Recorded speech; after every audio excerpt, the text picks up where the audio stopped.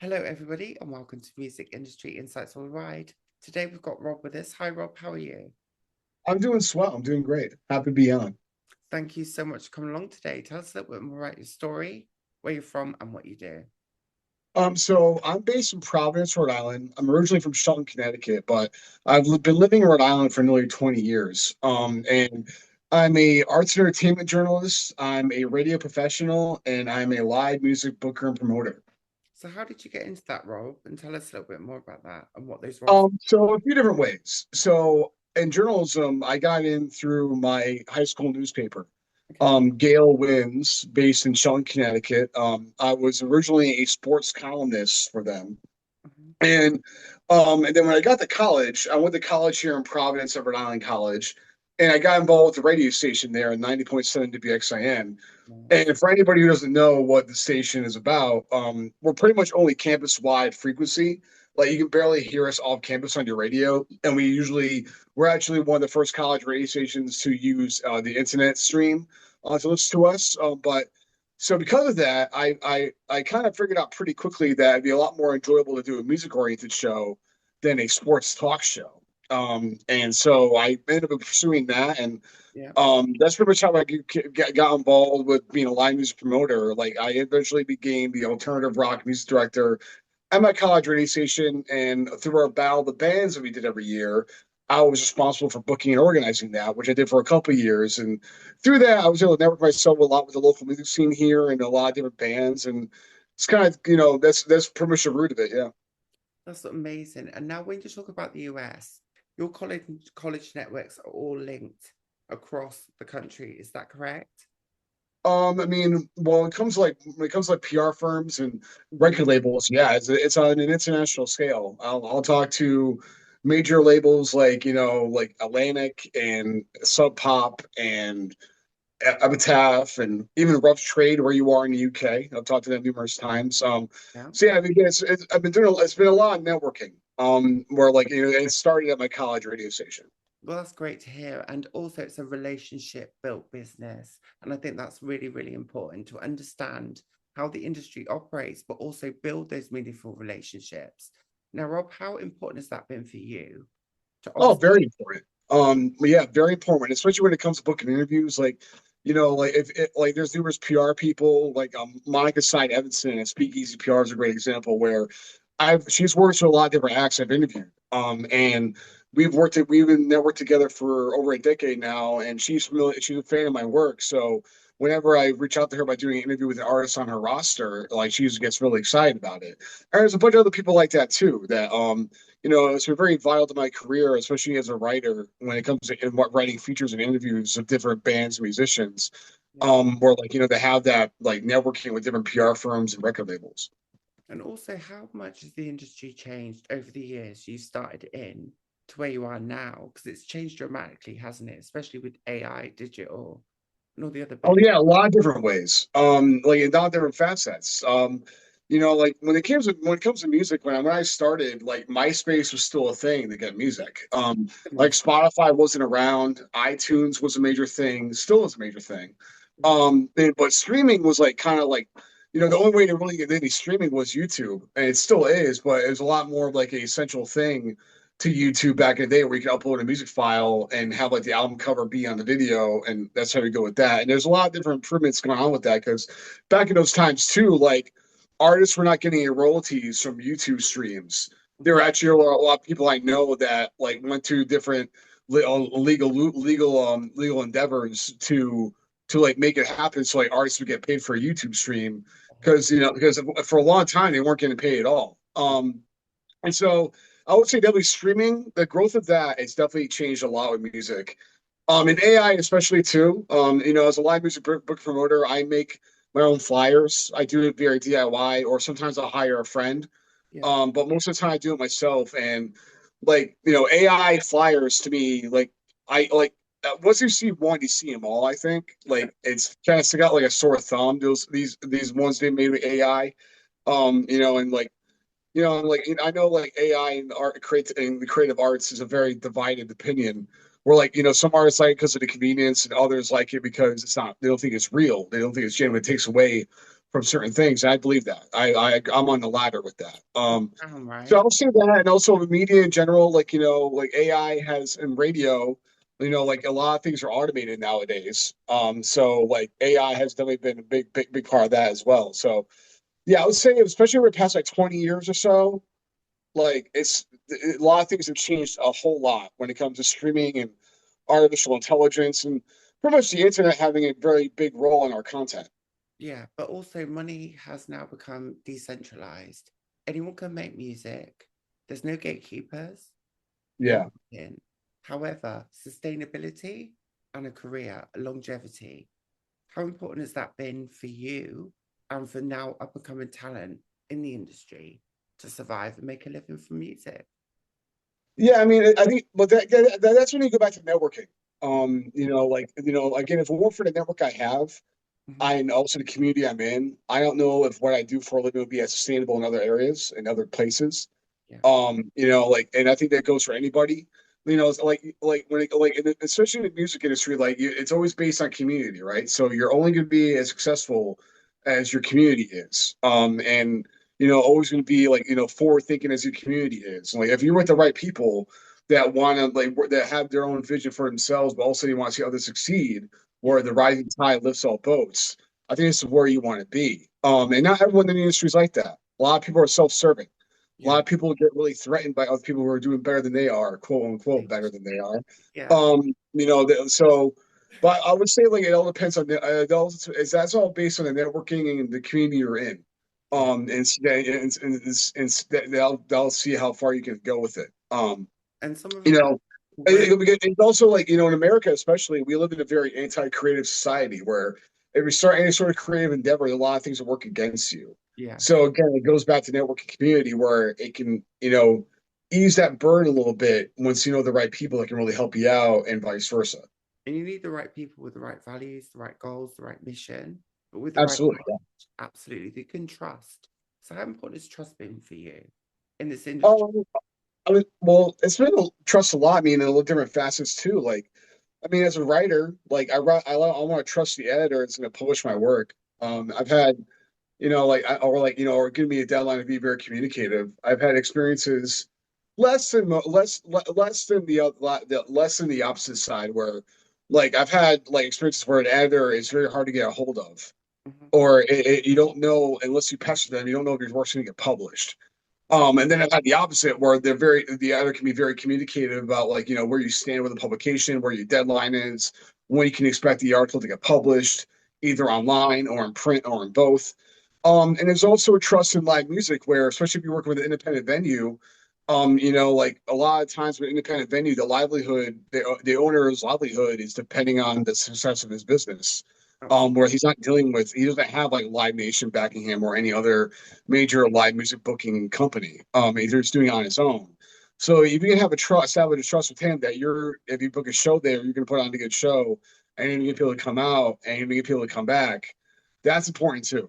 So I think trust, yeah, like it's been in different ways. It's been definitely a central focus of my career too. So tell me a little bit more about your own local scene. What's the United States saying right now? We love you so much. We always look up to you guys. You set the path, we follow it.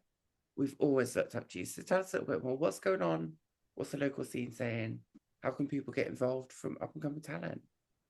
I mean, in Providence, where I'm at, I can definitely speak to Providence because I'm directly in it.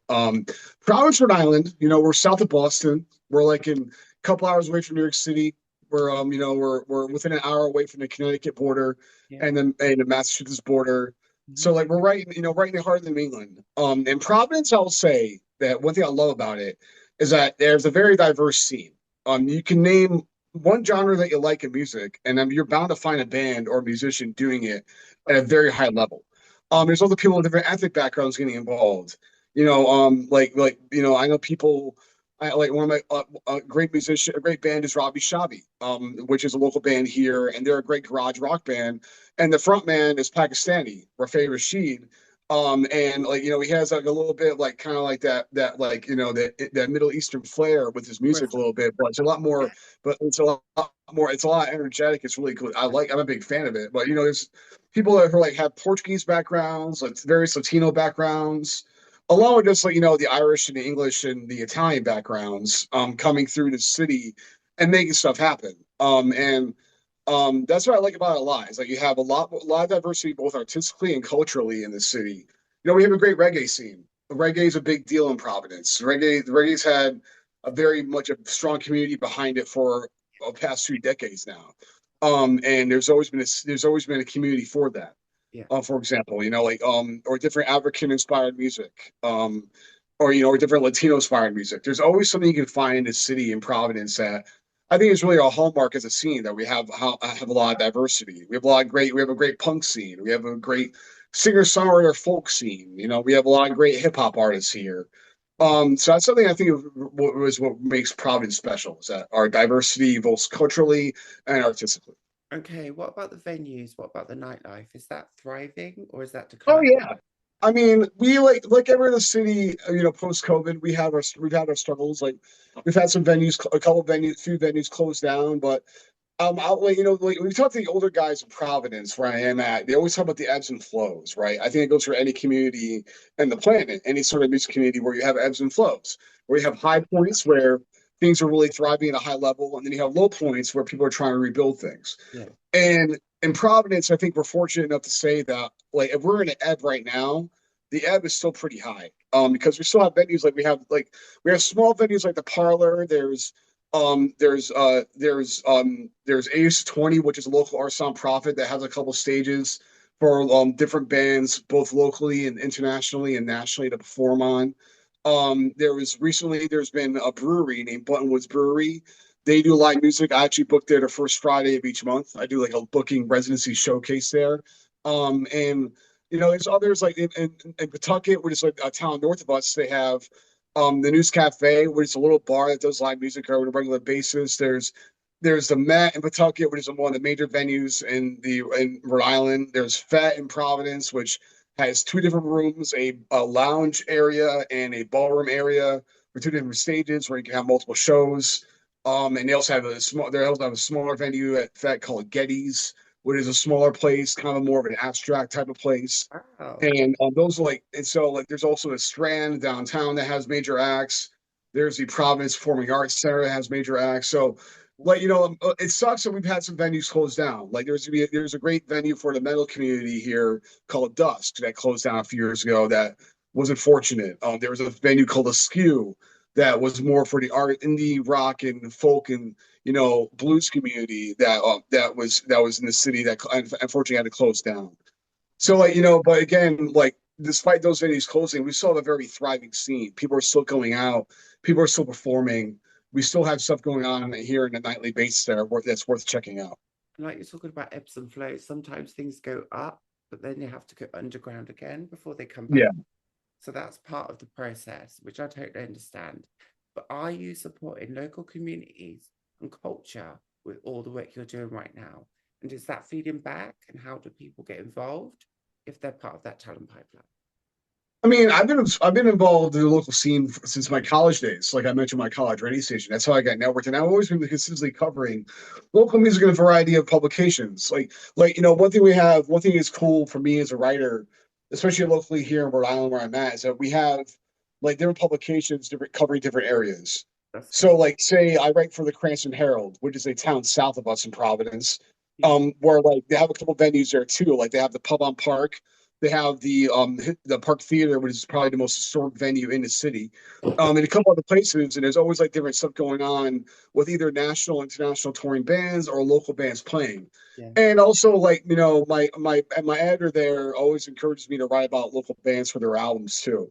But also, I have my own blog called Culture Beat, which is on the Medium.com platform, and I use that a lot to cover what's going on in Providence. With different I've been able to do some album premieres, some single premieres, and just some straight up reviews or features or interviews with different bands who call Providence home. So and it's given back to me a lot of ways because I love music, so like always hearing something new or being one of the first people to hear something new from an artist I like and respect is always something special. Something that is like that feeling's never really gone away from me, which I really appreciate. And but also like going out and always like talking, just having friendly conversations with people. Like being able to really get to know people at their core, like, and we're lucky to have a lot of great people in the scene here who are very kind and supportive of each other. And it's great to be part of that community.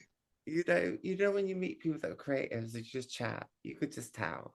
I don't know what it is, but I can tell when someone knows their stuff. You're so Oh, yeah. you do, aren't you? Are you saying? Sorry. You're so into what you do. You really But love yeah, no, I mean, yeah, I think you have to be passionate. Like, if you're going to cover the arts or be involved in any sort of artistic creative medium, no matter what it is, you have to you have to have some passion for it. You got to love it. That's how I feel. Like, you have to have some sort of passion for it. You can't just go in and inspect certain things. You got to make your own luck a little bit, but also be able to move and shake a little bit too, and be able to network and be, but also stay true to yourself. be adaptable and understanding, but also supportive to others and help others too. I think that's Yeah. But Rob, how could people connect with you, find out more about you, and also, possibly collaborate or support what you do? So, I mean, I usually prefer to talk, as you know, Saskia, with this podcast. I prefer to talk via email. So my email is rob.c as a Charlie .duguay .duguay @gmail.com, and you can follow me everywhere, pretty much on social media. I'm on Facebook, I'm on Instagram, I'm on Twitter, I'm on LinkedIn. Pretty much if you do the @ symbol, with my name, Rob Duguay, you're bound to find me. Yeah, and but the best way to get in touch with me is definitely through email. I prefer that because it's a lot more easy to handle, a lot more easy to organize. So I get a lot of emails every day. I get thousands of emails on a weekly basis. So, like, for me, the best way for me to keep track of everything is to be email, because it's all right there, and I can just look up and certain things. And yeah, that's probably the best way to reach me. Yeah. I get you. And you're obviously busy, you're doing loads of different things. And I just want to say thank you so much. Is there any major wins or successes you want to share with us before you go? What are you saying, Saskia? Sorry. Major wins or successes before you go? Um, I mean, major wins, successes. I mean, I get up in the morning and I get to do what I love, and I feel that's a win in itself. I get to enjoy my life and enjoy my career, Oh, and that's all I'm gonna say about that. Like, I every day's a win. Like, I always tell people, because we live, I will say this, like, don't be jealous and don't feel you have to compete with others. Just compete with yourself, don't and care. when you compete with yourself, you win every day, Yeah. and that's what I try to do. I compete with myself, and I push myself, and I try to maximize my abilities, my potential on a daily basis. And I feel that if you do that, you win every day. So I can tell you about my wins. And I can tell you love it and you're in the right place. So, when you Thanks, find Saskia. that alignment, it really does work and it doesn't even feel like you're doing anything. You've just been yourself, which is so cool. And I can Yeah, tell, that's the right place to be.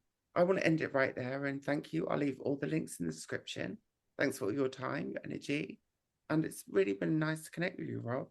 You're awesome. yeah, great talking to you too, Saskia. Thanks so much. Sorry about my voice because I've been away busy, but it's all good. We'll connect again It's soon. all right. Thanks, everyone.